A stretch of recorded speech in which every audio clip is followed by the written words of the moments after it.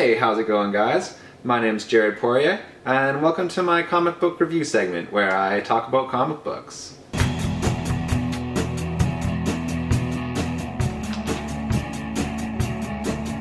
So on our last show we talked about this comic book right here, Old Man Logan. I'll put a link down in the description to that video if you guys want to go watch that.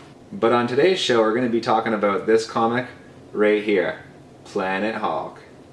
So as always, the first thing I'm going to do is kind of give you guys a summary of the setup of this comic without ruining too many of the plot details. We're going to talk about some of the things that I like about this comic. We're going to definitely talk about some criticisms this time, because there are some things that I'm going to be critical of with this particular comic book. So basically what's going on in this comic is that a bunch of the Marvel heroes decide that the Hulk is like too big a threat to remain on Earth. So they end up telling the Hulk that he's on some mission from S.H.I.E.L.D. and they send him like super far into space where they think that he'll be happy and that he won't actually harm anybody. But what ends up happening is that the Hulk goes through some sort of like black hole and he ends up on this planet, and this is not a peaceful planet, guys. Basically, the planet that the Hulk lands on is like this gladiator world, and you have this emperor guy who's got this weird stuff on his face, and he's making all these gladiators fight, and really everybody else in society is just kind of peasants. Anyway, there's a whole bunch of violence and all these big gladiator matches, and for most people that would really suck, you know? Landing on this hostile world with all of this violence and gladiator fights. But for the Hulk,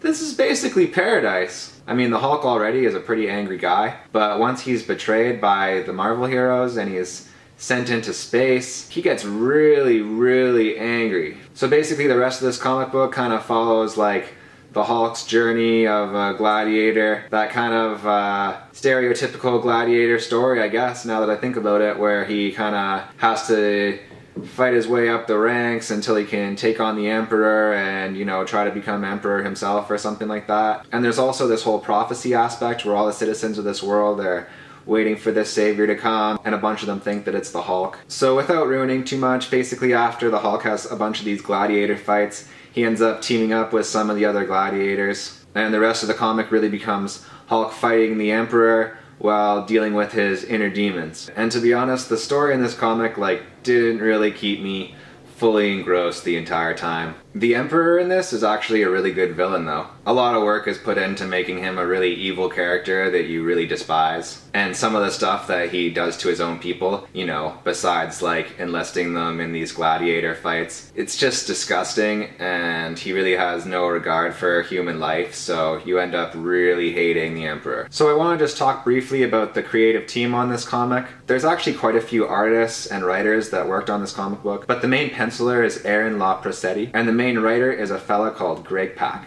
I thought that the art in this comic is pretty well done, but I think because they had such a big creative team all working on this comic, it's actually pretty inconsistent. Like, the look of the Hulk and the other characters isn't really the same from panel to panel. But I really can't say that the art overall is bad. And there's a lot of pretty epic pages of the Hulk standing there in a heroic pose. So to sum it all up, this comic book is pretty well drawn, even though it's a bit inconsistent. It's got some pretty good battles, and I guess it has some decent character building and some decent dialogue. The Silver Surfer is in this for a minute, and he fights the Hulk. That part's pretty cool. I ended up picking up this comic book because I know that there's going to be a bunch of Planet Hulk stuff in the new Thor movie that's coming out, so that's really why I read it. And this is not one of the better comic books I've read. It's got a lot of pretty dramatic moments. It's got a really good villain, and it does do a pretty good job of building its own self-contained universe that is pretty different from the rest of the Marvel universe. So would I recommend reading this comic? It's pretty long. If you really want to read everything getting ready for the new Thor movie like I'm gonna do, then yeah, you should probably read it. So Planet Hulk, guys, it's alright. You don't necessarily have to rush out and buy this comic right now. Next time I'll probably review something better. I just kind of wanted to review something a bit critically for a change. So yeah, guys, thanks for watching my videos. Don't forget to subscribe, and I'll see you guys next time.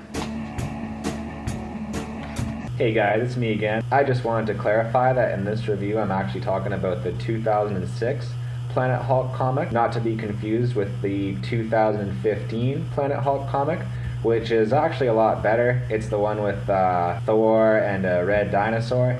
So yeah, you guys can probably skip this one and go read that Planet Hulk comic.